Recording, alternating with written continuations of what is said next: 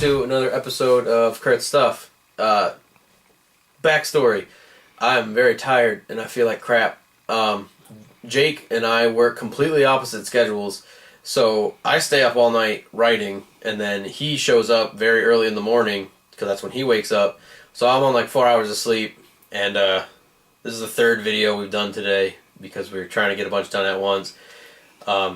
I'm exhausted. We've lost power, but we just kept going because I don't want to do more than one take. So I got some new stuff that I'm excited about, so we're going to bust through it and do the last one, even though I want to go to bed. So I haven't done one of these in a while. The one that I put up recently was actually kind of old, so it just took forever to come up in the queue of things we release. So I've gotten quite a bit of stuff. First things first, I've been talking about these a little bit. Boom, 1 million volumes of Transmetropolitan. I don't have a whole lot more to add to it than what I've been saying, but this is so good. It's one of my favorite comic book series that I've ever read.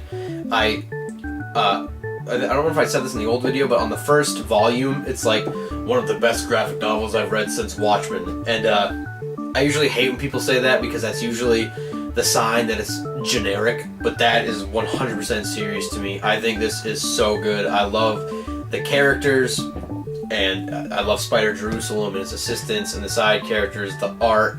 I love it. I was recently, one thing I do want to add though, is I was recently at Coast City Comics looking for a volume that I couldn't find, and these are apparently, obviously they came out issue by issue, but these are not the first collections of these, which I didn't know.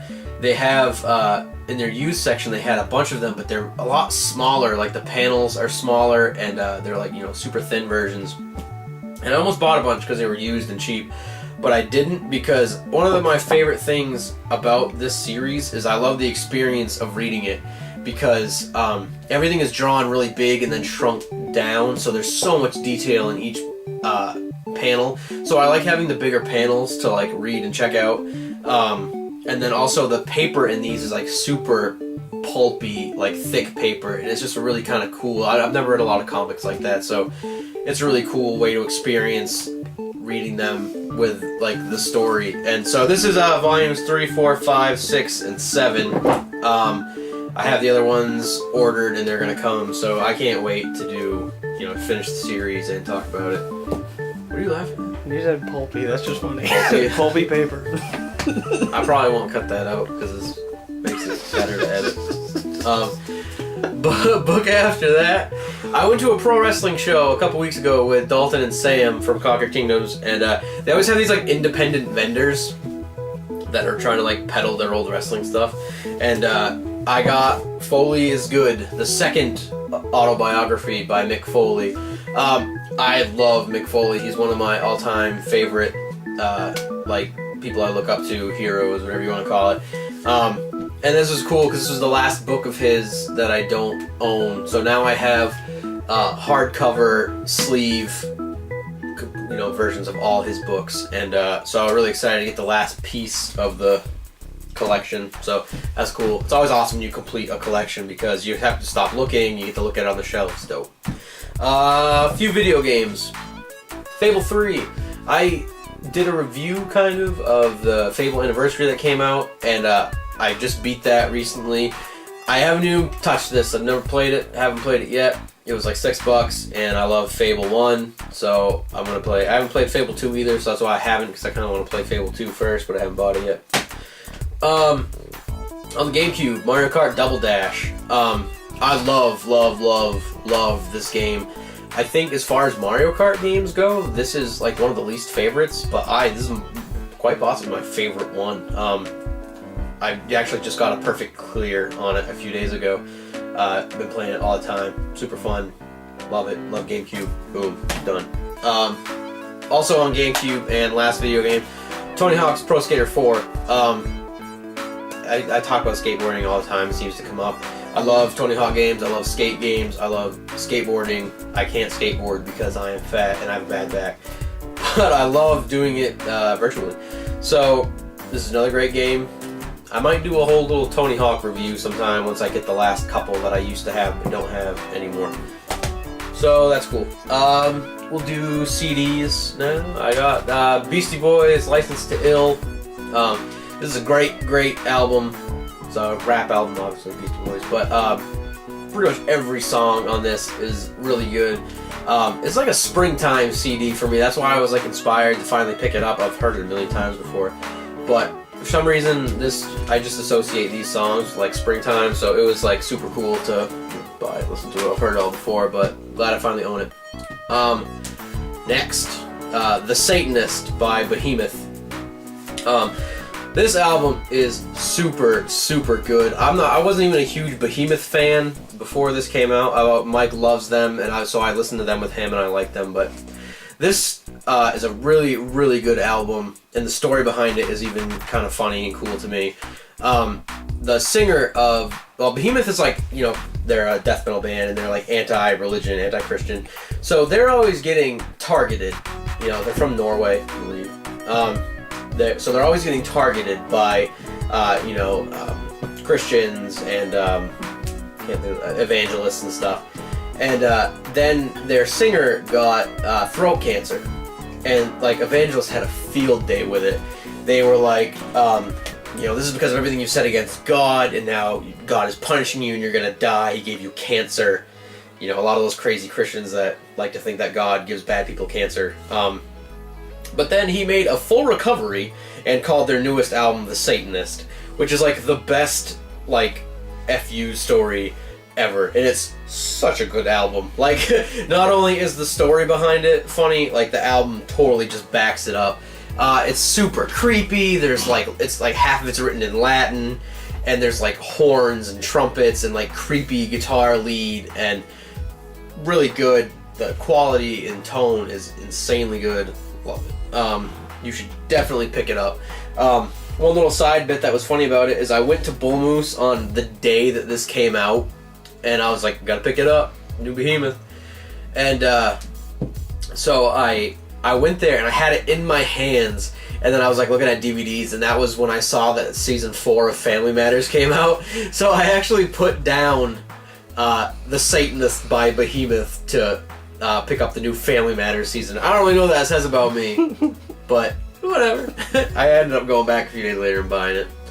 I have one album here. This is Easy Does It by Eazy-e.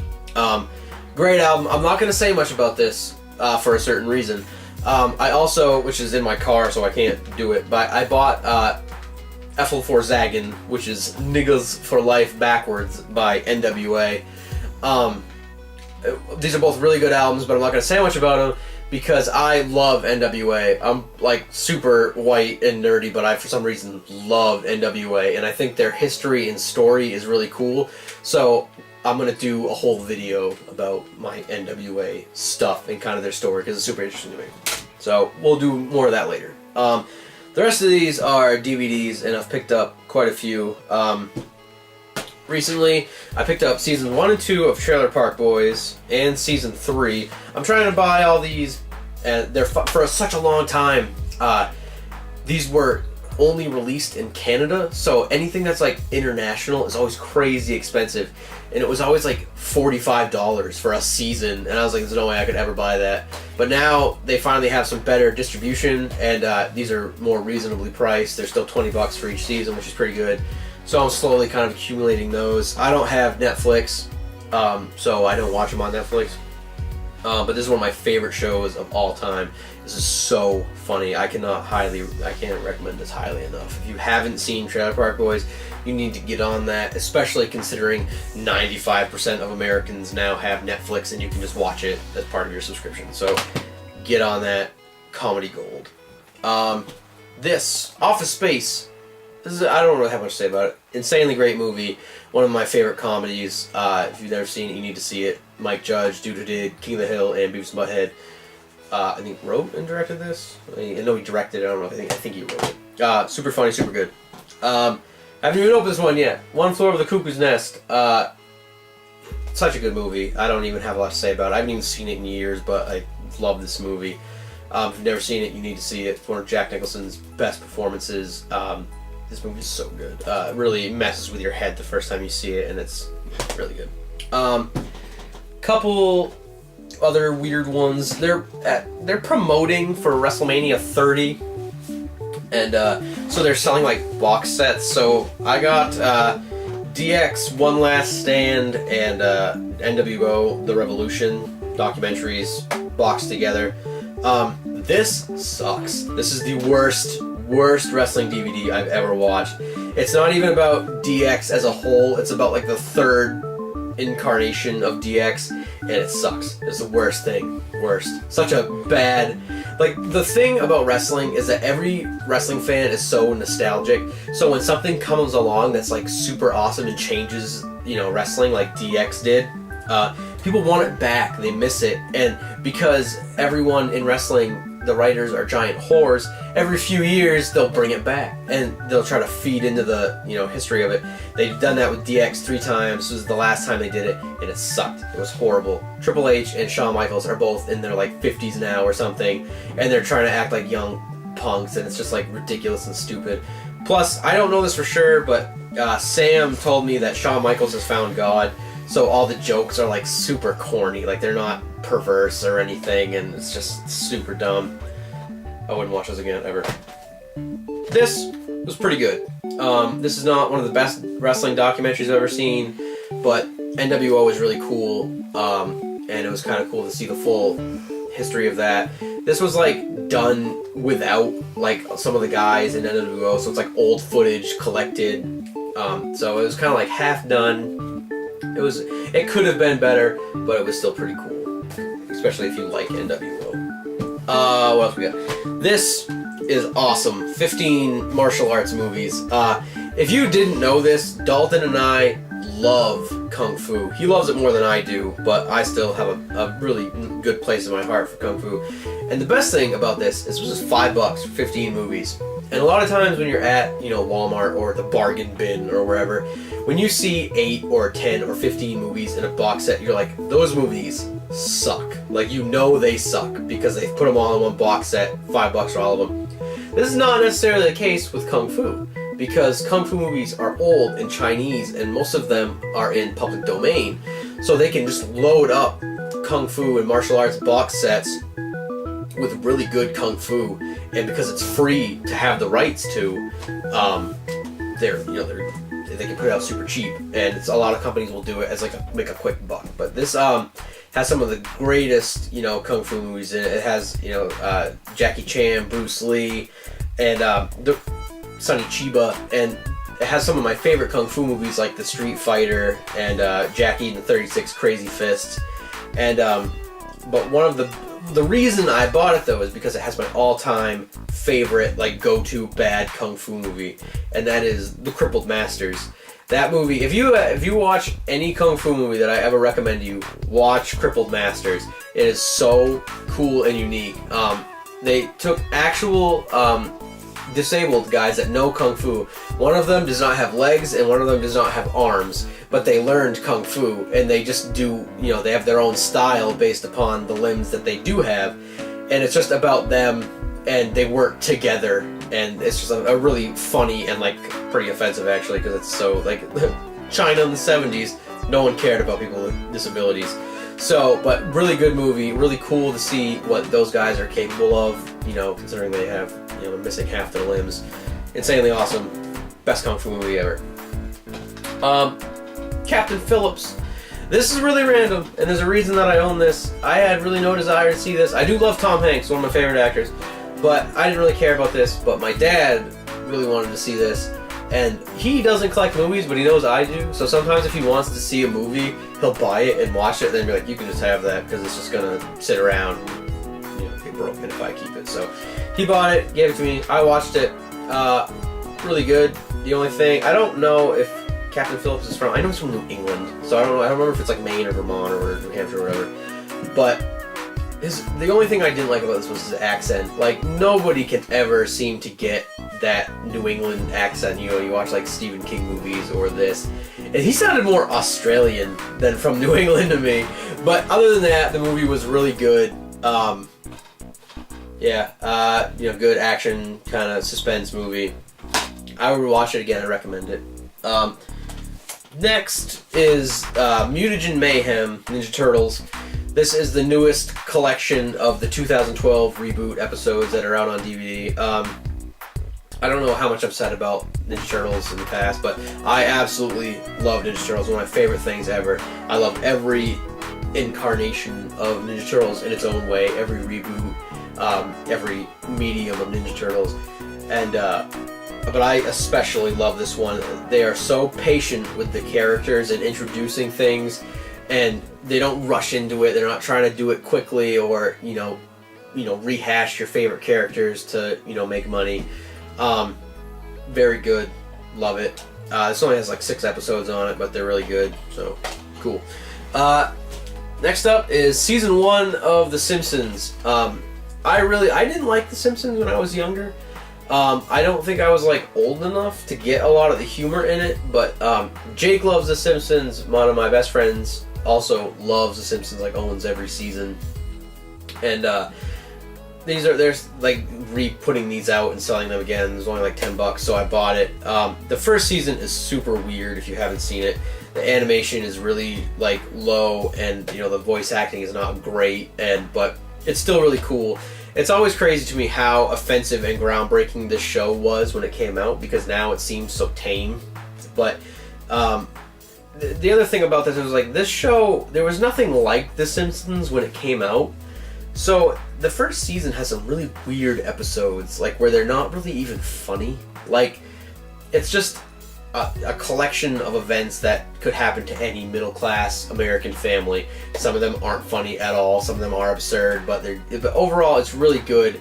And even though it's kind of weird, and it was a good first place for this, and I really look forward to buying more seasons of The Simpsons, because as an adult I find it very, very funny. I don't know why, but like I feel like when you're a kid or in high school, there's like in an attempt, I think, to like define yourself because you're searching for identity, you always have to like pick your favorites. And when I was in high school, it was kind of like, it was like, oh, like I like South Park and The Simpsons and Family Guy. It was like, do you like The Simpsons or South Park? Like, you had to pick. Like, so I liked South Park, and I never really gave this show a chance, and now as an adult, I really, really love it. So, cool. The last one, I am way too stoked about this, by the way. On DVD, the Planet of the Apes box set. I love Planet of the Apes. I really do. I love the old ones. I really love Rise of the Planet of the Apes, the James Franco one. I'm so excited to see the sequel. But the reason I'm so stoked about this is because this comes in a box set with like a big cardboard sleeve, and it's kind of expensive. Like, I think new it's like 45 or $50, and so I never could like make myself buy it. But I just went to a thrift store that just opened, so they have a bunch of DVDs, and they had every single movie of the box set but without the sleeve, and I got it for $18. So I was really stoked. As I was just like scanning the DVDs, I was like, what? And then I counted, and they were all there, and I was like, gotta do it. So I bought them. I haven't even rewatched them all yet. But Planet of the Apes is one of my favorite sci-fi, there's always like the A and B kind of sci-fi stuff. Like, you have your really good classic ones, like, Alien and stuff like that, kind of Predator to a little bit, mostly because of Alien. But then you have like your B team, and like Tremors, which I absolutely love, the Tremors series, and Planet of the Apes. I love each one of these movies. The first one is really good and like blew people's minds, and then each one just gets like bad real fast. And then by the time you're at 3 or 4, you're like, man, this sucks. And then by 4 and 5, you're like, how did this get worse than 3 and 4? Because this is bad. But I don't care. I love all of them.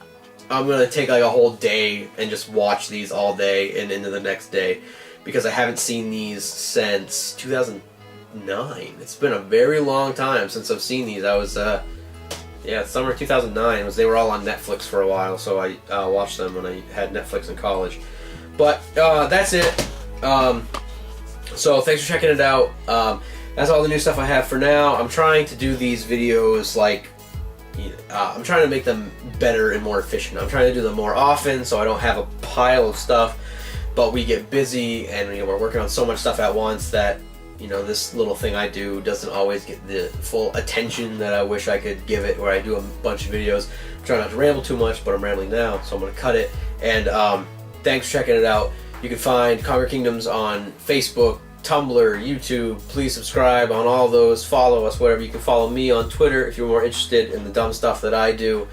Thanks for checking it out. We'll catch you next time.